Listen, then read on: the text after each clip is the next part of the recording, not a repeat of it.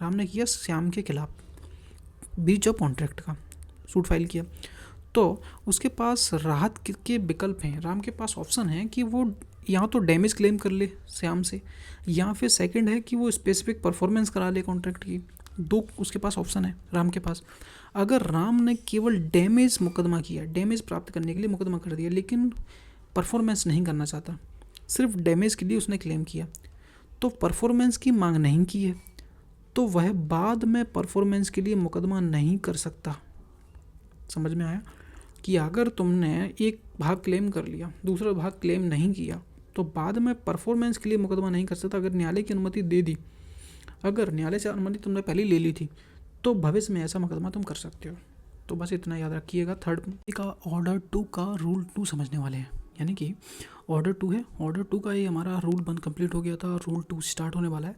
Rule 2 बहुत ज़्यादा मस्त है भाई, पढ़ना एक बार ज़रूर, ठीक है, बहुत ज़्यादा मज़ा आएगा पढ़ने में। शुरू करते हैं।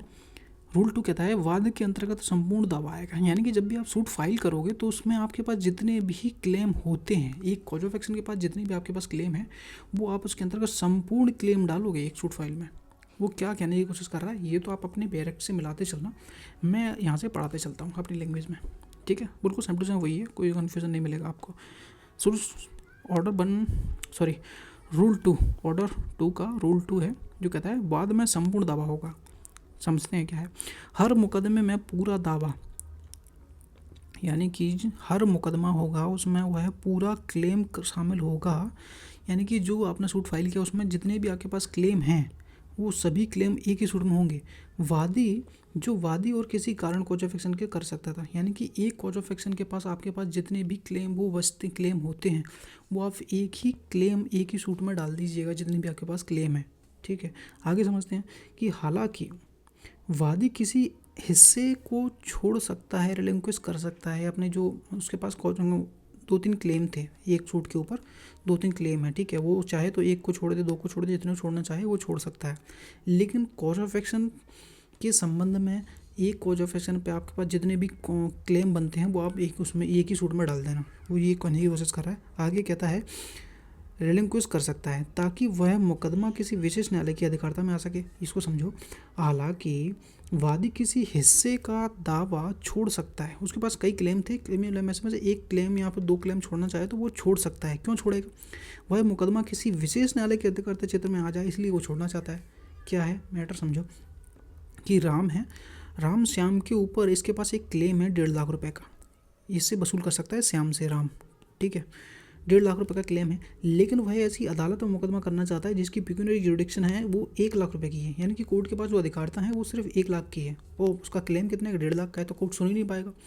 तो यहाँ पे क्या है, राम 50,000 रुपये को रिलिंक्विश कर देता है, त्याग देता है, छोड़ देता है, ठीक है।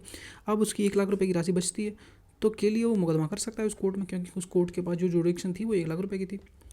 तो आगे क्या है कि राम छोड़े गए भाग के लिए दोबारा मुकदमा नहीं कर पाएगा, यानी कि उसने जो अपना पार्ट रिलिंक्विश किया है 50,000 रुपये का, उसके ऊपर अब वो दोबारा क्लेम नहीं कर पाएगा, सूट फाइल नहीं कर पाएगा, ठीक है। ये था हमारा रूल 2 का सब रूल 1, ठीक है। अब सेकंड कहता है सब रूल क्या कहता है, दावे का कुछ हिस्सा छोड़ने पर, हमने क्या किया था, छोड़ दिया था 50,000 रुपये का। अब आगे क्या कहता है, अगर वादी जानबूझकर करता है या फिर अनजाने में छूट जाता है, यानी कि जो उससे रिलिंक्विश किया है वो या तो जानबूझकर किया हो या फिर उसे अनजाने में छूट जाता है, भूल जाता है बाई चांस, तो मैं अपने दावे का कोई हिस्सा मुकदमे में शामिल नहीं करता है या छोड़ देता है, तो वह बाद में उस छोड़े गए हिस्से के लिए मुकदमा नहीं कर सकेगा। जो आपने रिलिंक्विश कर दिया या फिर छोड़ दिया है, तो छोड़े गए भाग के लिए आप बाद में सूट फाइल नहीं कर पाओगे। क्लियर सा याद रखना कि आपको इसलिए बोल रहा है वो कि बाद में संपूर्ण दावा होगा, यानी कि जो सूट फाइल करोगे आप उसमें संपूर्ण जितने भी क्लेम आपके पास हैं वो एक ही सूट में फाइल कर देना। अगर छोड़ गया तो भाई उसमें तुम वापस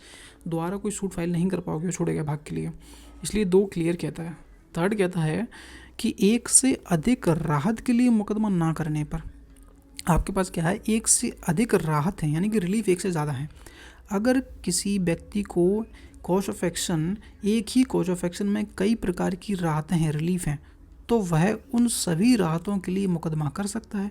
लेकिन क्या है, अगर वह न्यायालय की अनुमति से कुछ राहतों के लिए मुकदमा नहीं करता है, यानी कि न्यायालय से पूछ लेता है कि मैं कुछ पार्ट छोड़ना चाहता हूँ, उसके लिए मैं नहीं कर रहा हूँ, तो बाद में वह ऐसी छोड़ी गई राहतों के लिए मुकदमा नहीं कर पाएगा।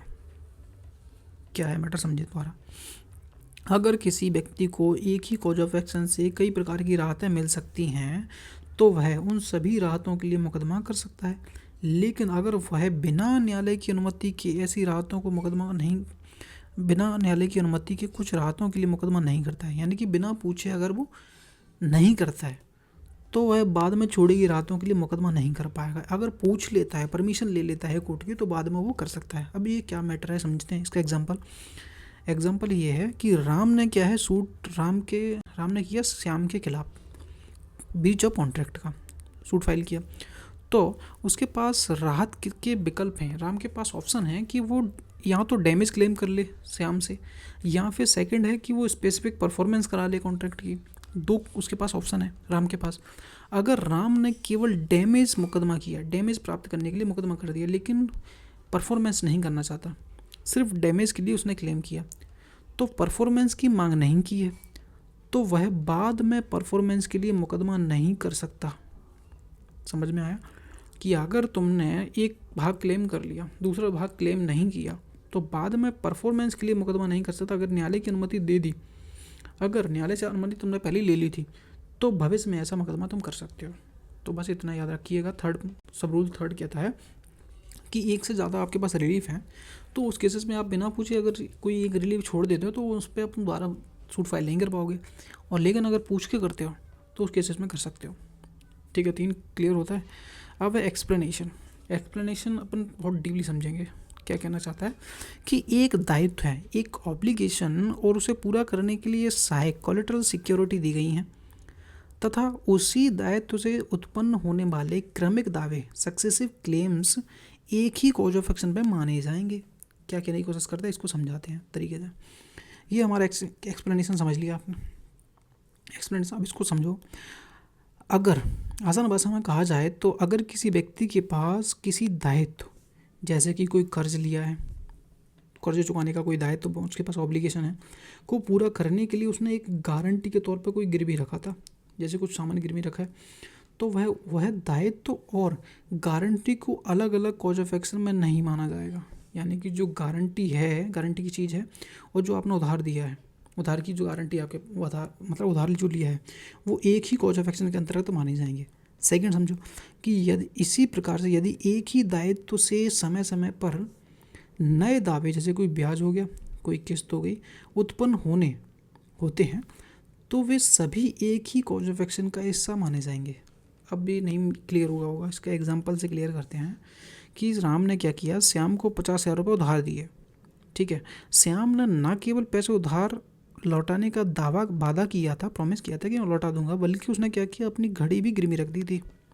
ठीक है, अब क्या है, पहला सूट फाइल होता है जिसमें बात की गई है कि राम ने केवल पैसे के लिए मुकदमा दायर किया, लेकिन घड़ी के लिए गिरवी रखी गई दावा नहीं किया।